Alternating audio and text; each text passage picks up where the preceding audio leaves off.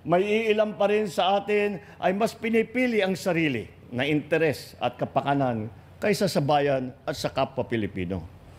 Kasabay ng paglipas ng panahon ay ang pagsibol ng mga bagong hamon na kailangan nating harapin.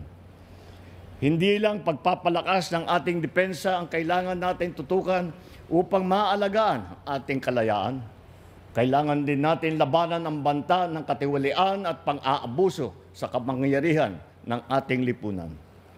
Dahil hindi lamang salapi ang kanilang ninanakaw, kundi pati ang kalusugan, pangarap at kinabukasan ng mga susunod na henerasyon na Pilipino.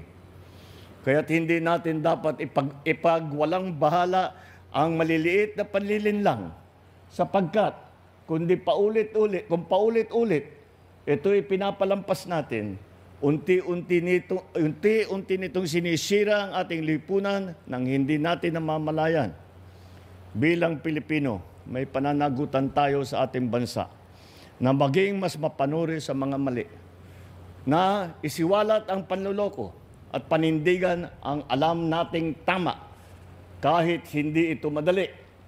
Ito rin ay pagkakataon upang gisingin ang kamalayan ng kabataan tungkol sa kanilang tungkulin sa bayan.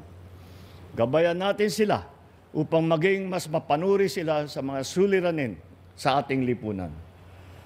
Kung hindi natin maihahanda ang kabataan sa pagtatanggol sa ating kalayaan, ipinagkakanulo natin hindi lamang ang sakripisyo ng ating mga bayani, kundi pati na rin ang kinabukasan ng ating bansa.